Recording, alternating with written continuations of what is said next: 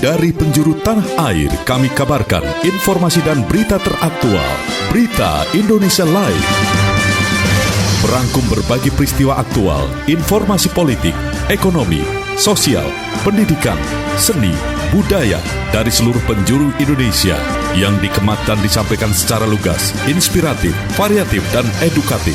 Disiarkan secara serentak oleh LPPL seluruh Indonesia yang tergabung dalam Indonesia Persada ID. Saat ini kami sedang berada di Desa Sering, Provinsi Riau, di mana sebelumnya di lokasi ini kepadatan di kawasan ini juga disebabkan adanya kondisi bottleneck atau penyempitan jalur di beberapa kawasan di Bogor ini. Lebih terasa pada sore hari. Nah, ketika sore hari, jarak pandang pun sendiri untuk arus lalu lintas di darat ini tidak terlalu terkena dampak. Simak dan dengarkan Berita Indonesia Live. Disiarkan secara live setiap hari Senin sampai dengan hari Jumat pukul 14 waktu Indonesia Barat, pukul 15 waktu Indonesia Tengah, dan pukul 16 waktu Indonesia Timur.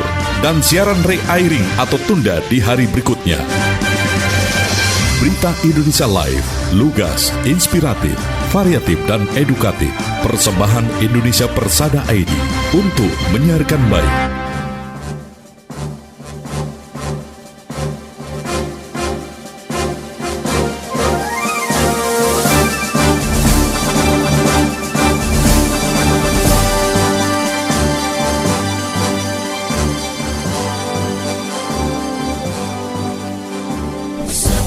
Radio TV Publik Daerah Indonesia, lahir dari insan pewarta profesional, mengudara di bumi pertiwi, wujud ketahanan dan sumber informasi bangsa.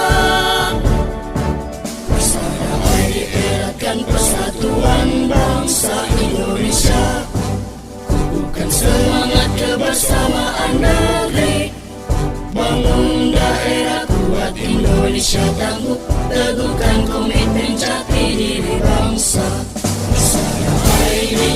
Persada ID, mencerdaskan kehidupan bangsa. Persada ID,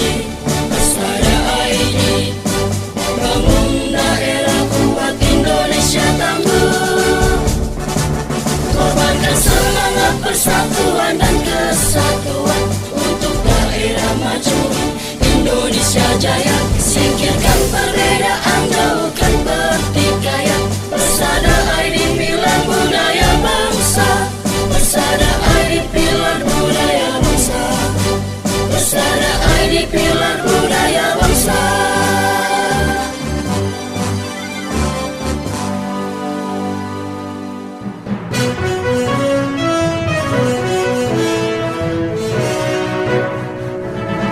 Disiarkan serentak oleh jejaring radio publik daerah seluruh Indonesia, Lembaga Penyiaran Publik Lokal LPPL Indonesia, anggota Indonesia Persada ID. Berita Indonesia Live merangkum berita-berita teraktual dari berbagai daerah di tanah air, ekonomi, politik, pemerintahan, sosial, pariwisata, dan budaya. Bisa Anda simak setiap Senin hingga Jumat jam 9 pagi dan jam 2 sore waktu Indonesia Barat, jam 10 pagi dan jam 5 sore waktu Indonesia Tengah, jam 11 siang dan jam 6 sore waktu Indonesia Timur. Persembahan Persatuan Radio TV Publik Daerah seluruh Indonesia, Indonesia Persada ID, untuk menyiarkan baik. Salam jumpa pendengar LPPL Indonesia. Dari redaksi Berita Indonesia Live telah kami persiapkan berita-berita terkini yang dihantarkan dan dikemas secara lugas, inspiratif, variatif, edukatif. Disiarkan serentak oleh LPPL anggota Persatuan Radio TV Publik Daerah seluruh Indonesia, Indonesia Persada ID untuk menyiarkan baik. Pendengar LPPL Indonesia, inilah Berita Indonesia Live, edisi hari ini Senin 6 April 2026. Bersama saya Martina Daudau dari LPPL Radio Seseraina FM Kabupaten Kepulauan Mentawai, Sumatera Barat.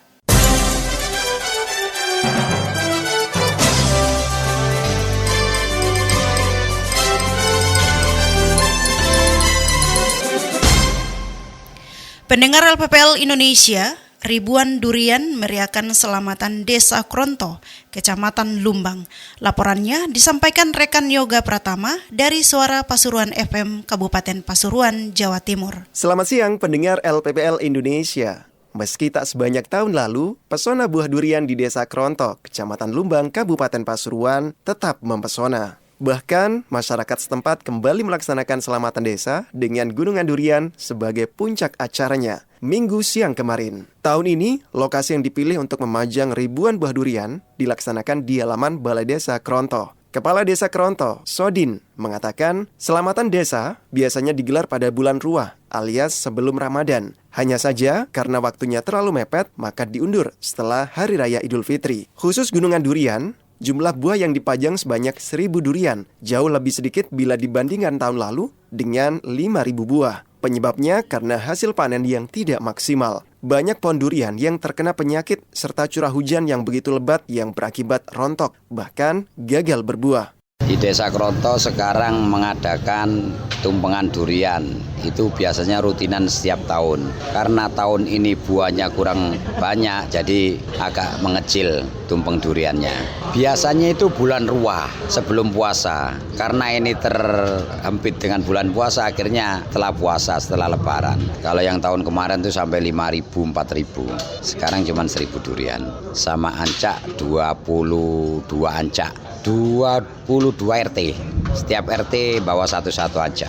Pantauan di lapangan, selamatan desa menjadi agenda tahunan yang dilaksanakan saat musim durian tiba dan digelar selama 2 hari berturut-turut. Hari pertama diisi dengan khataman Al-Quran, dilanjutkan doa dan tahlil. Sedangkan di hari kedua adalah tasyakuran dengan menghadirkan gunungan durian sebagai pamungkas acara selamatan desa. Yoga Pratama, Suara Pasuruan, mengabarkan untuk Berita Indonesia Live.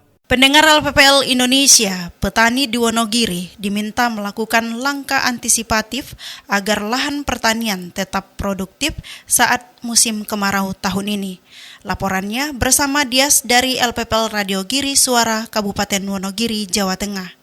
Baik, terima kasih. Selamat siang LPPL Indonesia. Kemarau panjang yang diprediksi terjadi pada 2026 dapat berpotensi mempengaruhi produksi pertanian di Kabupaten Wonogiri. Petani diminta melakukan langkah antisipasi agar lahan pertanian mereka tetap produktif saat kemarau. Kepala Dinas Pertanian Dispertan Wonogiri Baroto Eko Pujanto mengatakan Badan Meteorologi, Klimatologi, dan Geofisika BMKG memprediksi tahun ini terjadi fenomena El Nino yang menyebabkan musim kemarau datang lebih awal, lebih panjang dan lebih panas yang berdampak pada sektor pertanian, terutama penurunan luas tanam padi yang berujung pada penurunan produksi. Baroto menjelaskan bahwa penurunan luas tanam padi diperkirakan mulai terjadi pada Mei 2026 saat awal musim kemarau. Berdasarkan data Badan Pusat Statistik BPS Jawa Tengah, luas tanam padi di Wonogiri pada 2025 mencapai 68.762 hektar dengan produksi sekitar 359.000 ton setahun. Meski demikian, Baroto belum bisa memastikan berapa penurunan produksi padi pada tahun ini. Dispertan berupaya agar hasil panen tidak turun signifikan melalui berbagai strategi. Dinas Pertanian menghimbau petani untuk menghemat penggunaan air irigasi, menggunakan benih padi super genjah,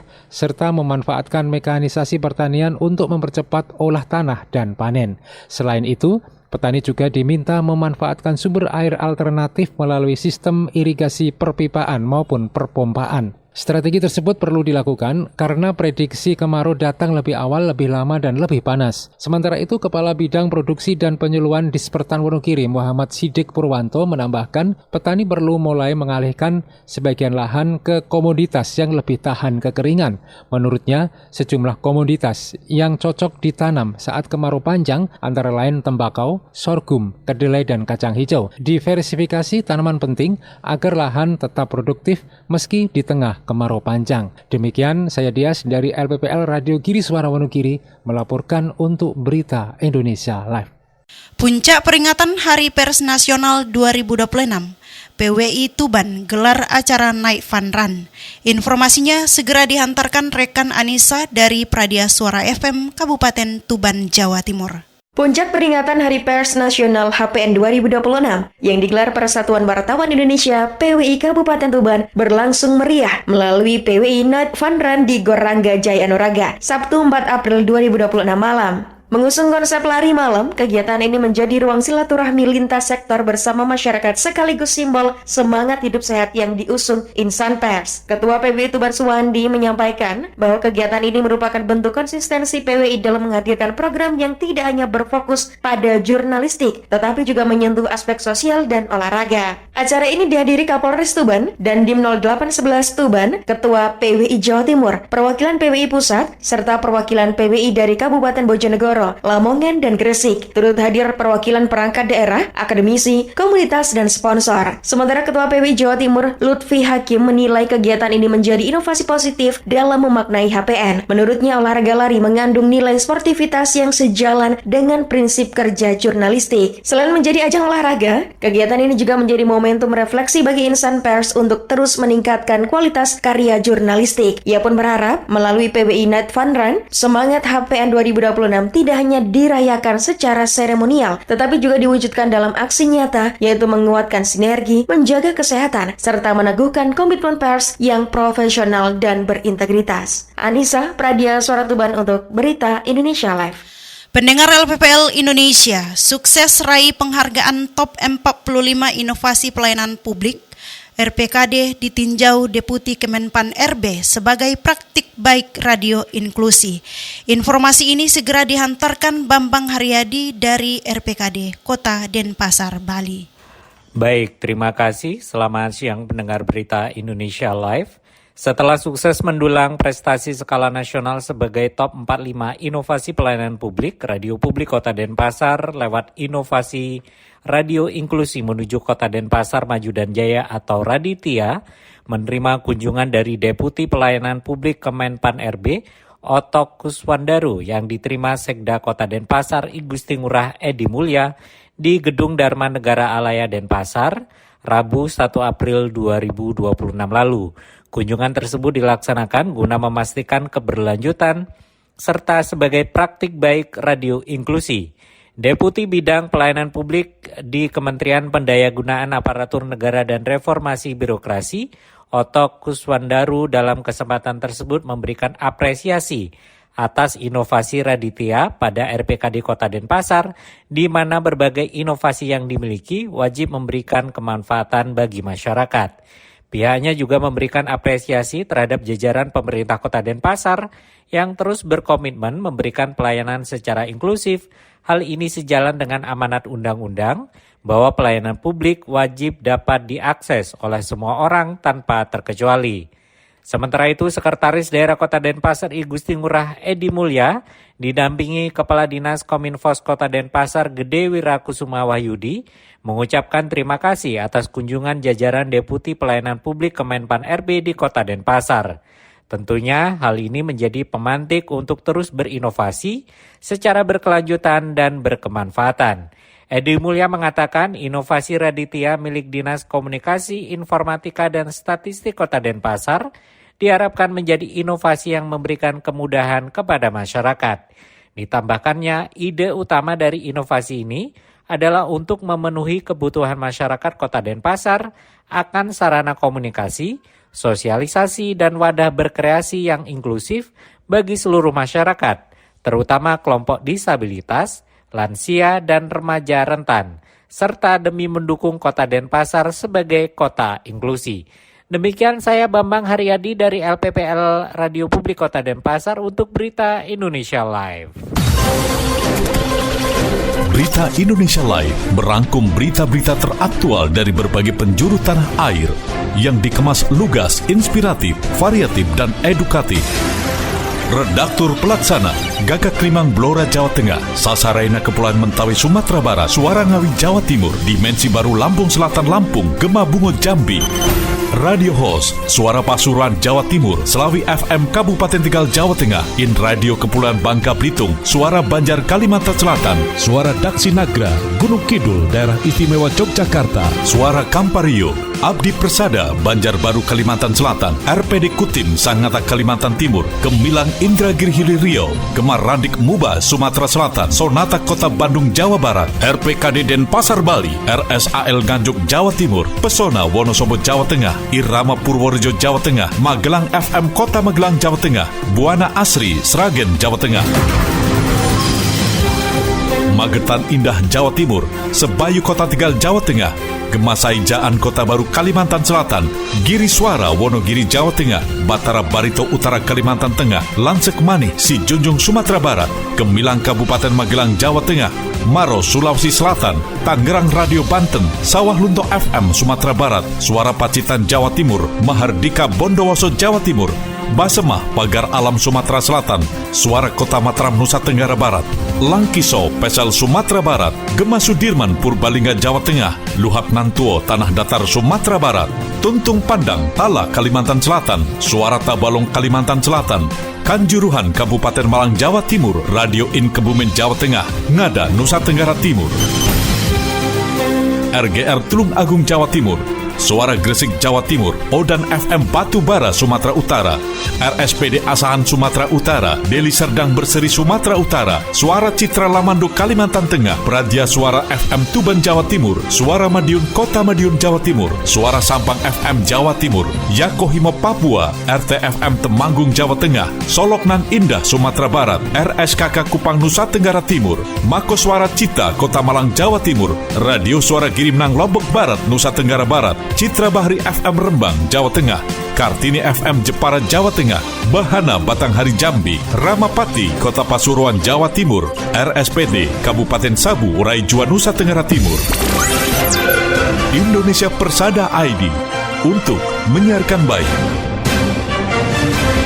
Pendengar LPPL Indonesia, terima kasih Anda masih bersama kami untuk menyimak rangkaian informasi terkini pada Berita Indonesia Live. Saat ini kita memasuki sesi kedua dengan informasi yang segera dihantarkan oleh para reporter handal dari LPPL Radio Anggota Indonesia Persada ID. Namun sebelumnya, di sesi kedua ini kita akan mengawali dengan laporan khusus dari Dapur Redaksi Berita Indonesia Live yang akan disampaikan Redaktur Aan Kasyanto. Pendengar LPPL Indonesia, peneliti kebijakan publik IDP LP Riko Noviantoro menyatakan pemerintah harus berperan aktif dan melibatkan berbagai pihak dalam mewujudkan generasi sehat di era digital setelah hadirnya PP nomor 17 tahun 2025 tentang perlindungan tata kelola penyelenggaraan sistem elektronik dalam perlindungan anak atau PP Tunas. Peneliti kebijakan publik di Institute for Development of Policy and Local Partnership, Riko Noviantoro, saat dihubungi pada Minggu mengatakan keterlibatan Pemda bisa melakukan koalisi atau sosialisasi dan juga untuk membuat aturan lanjutan setelah adanya PP sehingga bisa menjadi gerakan bersama. Ia menuturkan bahwa undang-undang ini secara materi cukup lengkap karena melibatkan berbagai pihak dalam pembatasan penggunaan digital PD anak sehingga perlu mendapat dukungan luas. Selain itu, kebijakan ini sangat relevan dengan tantangan zaman digital, khususnya menjaga tumbuh kembang karakter dan psikologi anak tetap sehat di era digital. Sementara itu, Menteri Komunikasi dan Digital Menkom Diki Media Hafid menegaskan kehadiran peraturan pemerintah nomor 17 tahun 2025 tentang perlindungan tata kelola penyelenggaraan sistem elektronik dalam perlindungan anak atau PP Tunas merupakan urgensi bagi Indonesia karena dapat menjaga privasi sekaligus melindungi data anak di ruang digital. Dengan diberlakukannya PP Tunas yang efektif pada 28 Maret 2026, diharapkan kedepannya tidak ada lagi anak-anak yang harus dirugikan karena tidak dilindungi hak-haknya di ruang digital. Laporan khusus redaksi Aan Kasyanto untuk Berita Indonesia Live. Pendengar LPPL Indonesia, Bupati Ketapang Alexander Wilio resmikan ruas jalan Pelang Sungai Kepuluk area Cafe Merah. Ada rekan Awang Ajiwasita dari LPPL Radio RKK Ketapang, Kabupaten Ketapang, Kalimantan Barat yang akan melaporkan selengkapnya.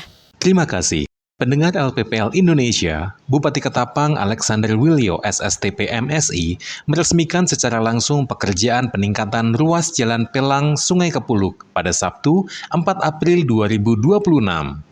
Bupati menyampaikan bahwa pembangunan jalan sepanjang hampir 400 meter tersebut menggunakan sistem konstruksi yang dirancang kuat agar memiliki daya tahan jangka panjang.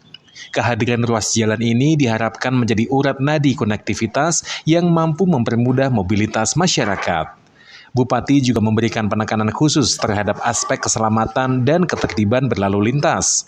Selain faktor keselamatan, pengawasan terhadap beban kendaraan atau tonnase menjadi perhatian utama. Sesuai ketentuan, jalan kabupaten ini memiliki batas maksimal beban 8 ton.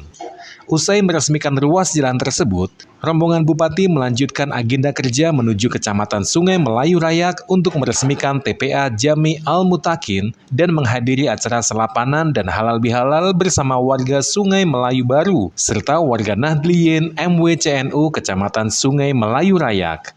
Momentum ini menjadi ajang mempererat tali silaturahmi antara pemerintah daerah, tokoh agama, dan masyarakat, sekaligus memperkuat semangat persatuan serta kebersamaan pasca Hari Raya Idul Fitri.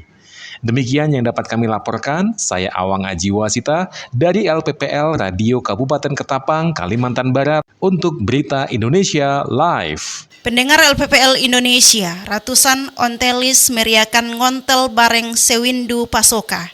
Selengkapnya bersama Wina dari LPPL Magetan Indah FM, Kabupaten Magetan, Jawa Timur. Silakan Wina. Terima kasih, selamat siang pendengar LPPL di seluruh Indonesia.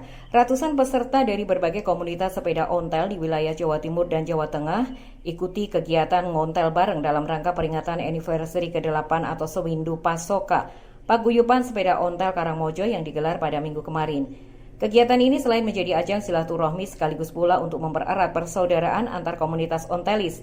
Sejak pagi hari, para peserta telah berkumpul dengan mengenakan atribut khas sepeda ontel hingga menciptakan suasana klasik yang meriah dan penuh kebersamaan. Kepala Desa Karangmojo, Nur Akhirul SE, dalam sambutannya menyampaikan apresiasi kepada seluruh panitia dan juga pihak yang telah mendukung terselenggaranya kegiatan tersebut. Dan pendengar, sementara itu, Kapolsek Katoharjo AKP Eko Supriyanto SH turut memberikan ucapan selamat sekaligus harapannya kepada seluruh peserta. Semoga melalui kegiatan ngontel bareng ini para peserta mendapatkan kesehatan, kebahagiaan serta dapat mempererat persaudaraan antar ontelis. Lebih lanjut, Eko juga mengingatkan pentingnya menjaga ketertiban selama perjalanan. Dan kegiatan ngontel bareng ini diharapkan dapat terus menjadi agenda rutin yang tidak hanya menyehatkan tetapi juga memperkuat solidaritas antar komunitas sepeda ontel di berbagai daerah. Hingga usai pelaksanaan, acara berlangsung dengan tertib, aman, dan penuh semangat kebersamaan. Demikian informasi dari LPPL Radio Magetan Indah FM Magetan, Jawa Timur. Wina melaporkan untuk Berita Indonesia Live.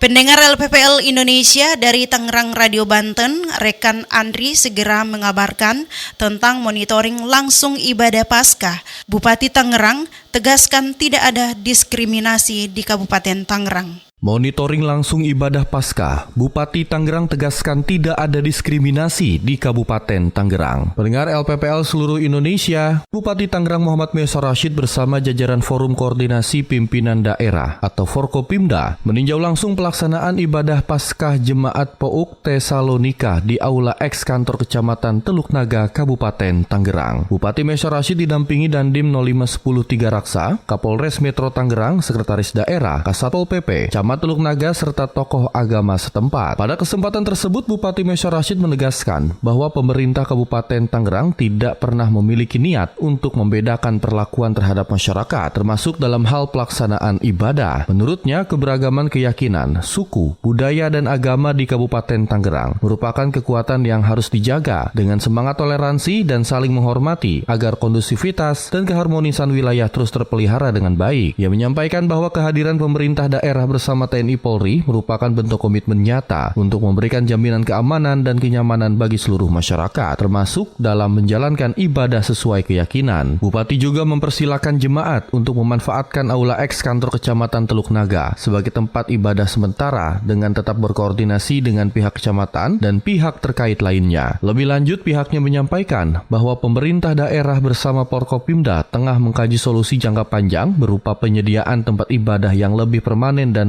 representatif. Ia pun mengajak kepada seluruh masyarakat untuk terus menjaga keharmonisan dan menyelesaikan setiap persoalan dengan musyawarah. Sementara itu, Sekretaris Tanfiziah PCNU Kabupaten Tangerang, Kiai Haji M. Kustulani, menegaskan bahwa tidak ada pelarangan ibadah di wilayah Teluk Naga dan menyebut situasi yang terjadi sebelumnya hanya miskomunikasi. Ia mengajak kepada masyarakat untuk terus menjaga kerukunan dan toleransi yang selama ini telah terbangun dengan baik di wilayah Teluk Naga. Di tempat terpisah, Gembala Jemaat POUK Tesalonika, Pendeta Mikael Siahaan, menyampaikan apresiasi atas perhatian dan solusi yang diberikan oleh pemerintah daerah. Demikian informasi yang dapat kami sampaikan. Saya Andri dari Tangerang Radio 91 FM untuk Berita Indonesia Live. Pendengar LPPL Indonesia, kita berada di sesi ketiga. Di sesi ketiga kita akan memulai dengan mendengarkan laporan dari rekan Thomas Temi dari Radio Suara Rakyat Hulontalo Gorontalo yang akan mengabarkan tentang Pemprov Gorontalo luncurkan hibah 750 juta untuk 3 organisasi perempuan. Baik, pendengar LPPL seluruh Indonesia dimanapun Anda berada. Pemerintah Provinsi Gorontalo resmi meluncurkan dana hibah tahun anggaran 2026 kepada 3 organisasi perempuan Gorontalo. Penyerahan bantuan ini dikukuhkan melalui prosesi penandatanganan naskah perjanjian hibah daerah atau NPHD oleh Dinas Pemberdayaan Perempuan dan Perlindungan Anak atau P3A bersama perwakilan Persatuan Istri Anggota Dewan atau PIAD, Badan Kerjasama Organisasi Wanita atau BKOW, dan Dharma Wanita Persatuan atau DWP. Setiap lembaga tersebut mendapatkan bantuan dana senilai 250 juta rupiah yang diproyeksikan untuk menyokong berbagai agenda pemberdayaan perempuan selama setahun penuh. Bertempat di Aula Rumah Jabatan Wakil Gubernur Gorontalo belum lama ini, agenda penandatanganan ini turut disaksikan oleh Wakil Gubernur Gorontalo Ida Syaida Rusli Habibi. Dalam arahannya, Wagub Ida Syaida Rusli Habibi menggarisbawahi bahwa kucuran dana tersebut merupakan investasi sosial jangka panjang bagi masyarakat, bukan sekedar untuk formalitas tahunan. Terkait adanya efisiensi anggaran yang mempengaruhi nominal hibah periode ini, Wakil Gubernur Gorontalo Ida Syaida Rusli Habibi meminta para pengurus organisasi untuk tetap bersemangat dan inovatif. Ia berpendapat bahwa keterbatasan dana tidak semestinya menyurutkan dedikasi dalam melayani publik. Sebagai penutup rangkaian acara tersebut, kegiatan ini juga diisi dengan sesi peningkatan kapasitas yang menghadirkan 3 pakar profesional untuk membekali para pengurus organisasi dalam menyusun serta mengeksekusi program kerja yang lebih berkualitas. Demikian, saya Thomas Tamu, reporter LPPL Radio Suara Rakyat Hulontalo, Gorontalo, melaporkan untuk Berita Indonesia Live. Pendengar LPPL Indonesia, sesaat lagi kita akan mendengarkan informasi dari rekan Yelmi Rustam, reporter Lansek Mani FM, Kabupaten Sijunjung, Sumatera Barat, yang akan melaporkan Pemkab Sijunjung matangkan rencana pembangunan 2027 lewat Forum Musrembang. Wujudkan pembangunan yang partisipatif. Yelmi, silakan. Terima kasih. Baik, selamat siang pendengar. Pemerintah Kabupaten Sijunjung resmi menggelar Forum Musyawarah Perencanaan Pembangunan Musrembang, Rencana Kerja Pemerintah Daerah RKPD tahun 2027 di Balerung Lansekmani pada Rabu 1 April 2026. Forum strategis ini bertujuan untuk menyinkronkan aspirasi masyarakat dengan kebijakan pemerintah guna menentukan arah pembangunan daerah yang berkualitas dan transparan. Kegiatan ini dihadiri oleh berbagai pemangku kepentingan, mulai dari perwakilan Gubernur Sumatera Barat, pimpinan DPRD Provinsi dan Kabupaten, unsur Forkopimda, hingga akademisi dan tokoh masyarakat. Dalam sambutannya, Wakil Ketua DPRD Sijunjung, Dr. Randus Syahril Syamra, menekankan pentingnya menyelaraskan prioritas daerah dengan kebijakan pusat dan provinsi. Selain dengan itu, anggota DPRD Sumbar Haji Daswanto SE mengajak seluruh pihak untuk aktif menyerap aspirasi publik baik secara langsung maupun daring agar pembangunan yang partisipatif benar-benar dirasakan manfaatnya oleh masyarakat. Tema besar yang diusung untuk pembangunan tahun 2027 adalah akselerasi transformasi ekonomi, inklusi sosial, dan ketahanan pangan. Sekretaris DPRD Provinsi Sumatera Barat, Dr. Randus Mairizon MSI menegaskan bahwa tema ini merupakan arah nyata menuju pembangunan yang berkelanjutan dan berkeadilan di Kabupaten Sijunjung. Melalui tema tersebut, pemerintah berkomitmen untuk memperkuat struktur ekonomi daerah sekaligus menjamin kesejahteraan sosial masyarakat di tengah tantangan ekonomi global saat ini. Bupati Beni Dwifa Yuswir dalam arahannya meminta agar seluruh usulan yang telah dihimpun dari tingkat nagari dan kecamatan dikawal dengan serius secara bertahap. Beliau menekankan pentingnya komunikasi yang intensif dengan seluruh pihak agar pembangunan dapat terlaksana maksimal meski dihadapkan pada situasi geopolitik yang dinamis. Penandatanganan berita acara kesepakatan menjadi puncak acara sebagai simbol komitmen bersama dalam mengimplementasikan rencana kerja yang telah disusun secara kolektif tersebut. Menutup rangkaian forum, Wakil Bupati Sijunjung Iradatilah SPT mengajak seluruh jajaran untuk terus memaksimalkan potensi daerah dan menjaga pola pembangunan partisipatif. Ia menekankan bahwa keberhasilan pembangunan tidak hanya terletak pada perencanaan, tetapi juga pada peningkatan kualitas pelayanan publik yang menyentuh masyarakat bawah. Musrembang ini menjadi langkah final untuk menyempurnakan rancangan RKPD 2027 yang sebelumnya telah melewati proses panjang sejak musyawarah tingkat kecamatan pada awal tahun. Demikian dari LPPL Radio Lansek Manis Sijunjung Sumatera Barat, Yelmi Rustam melaporkan untuk Berita Indonesia Live. Pendengar LPPL Indonesia, pemerintah Provinsi Kalimantan Selatan siapkan operasi modifikasi cuaca sebagai langkah utama mengantisipasi kebakaran hutan dan lahan serta potensi kekeringan pada musim kemarau tahun ini.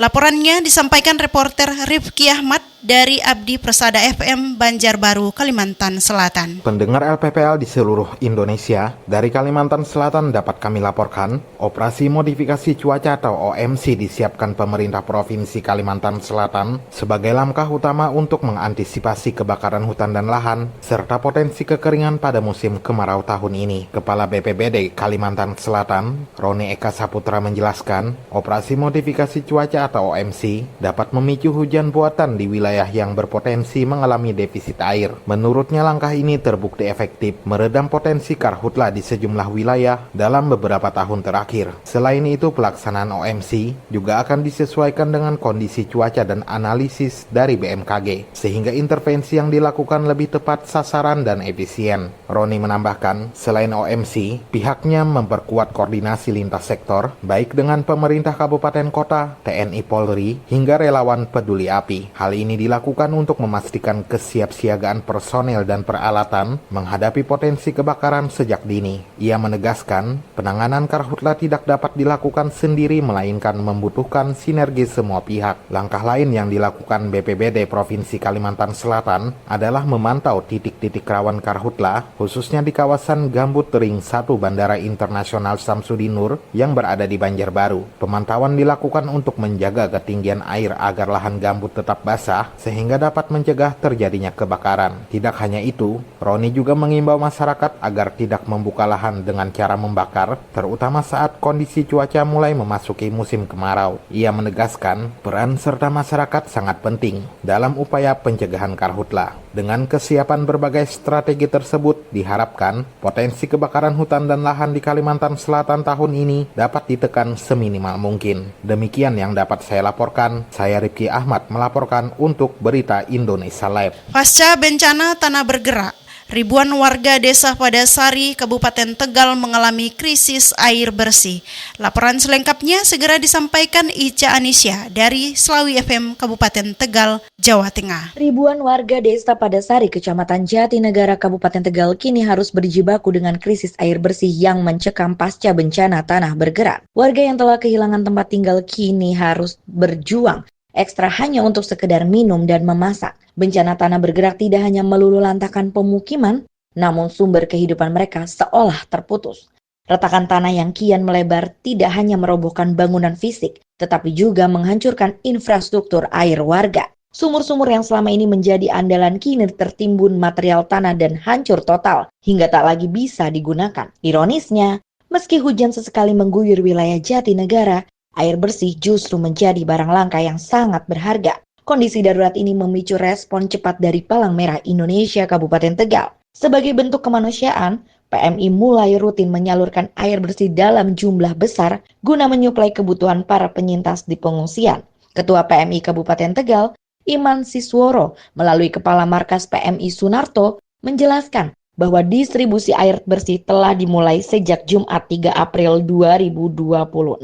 Pada tahap awal, PMI mengerahkan 2 truk tangki berkapasitas total 8.000 liter. Penyaluran difokuskan pada 2 titik krusial.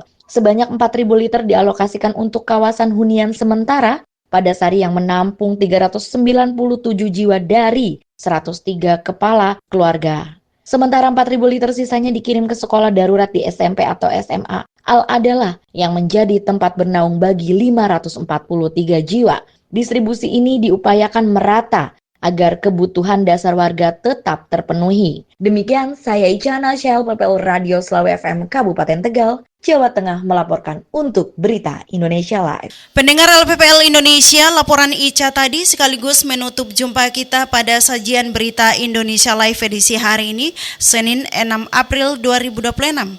Saya Martina Daudau dari LPPL Sasraina FM Kepulauan Mentawai, Sumatera Barat, sebagai radio host Berita Indonesia Live hari ini, mengucapkan terima kasih untuk kebersamaan Anda dan mohon maaf untuk kekhilafan yang ada.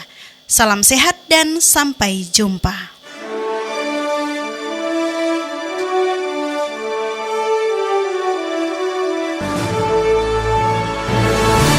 Baru saja Anda ikuti Berita Indonesia Live, disiarkan serentak oleh jejaring radio publik daerah seluruh Indonesia, Lembaga Penyiaran Publik Lokal, LPPL Indonesia, anggota Indonesia Persada ID.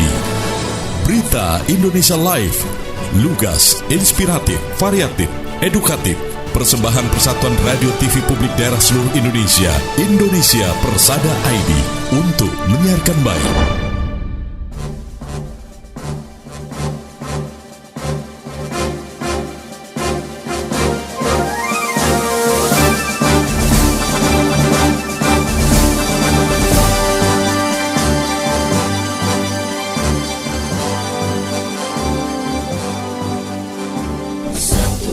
Radio TV Publik Daerah Indonesia, lahir dari insan pewarta profesional, mengudara di bumi pertiwi, wujud ketahanan dan sumber informasi bangsa.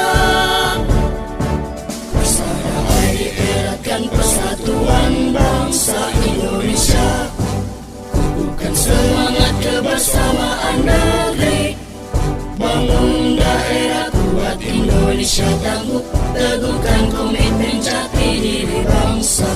Persada ID, Persada ID, mencerdaskan kehidupan bangsa. Persada ID, Persada ID, bangun daerah kuat Indonesia tangguh, korbankan semangat persatuan dan kesatuan untuk daerah maju Indonesia jaya.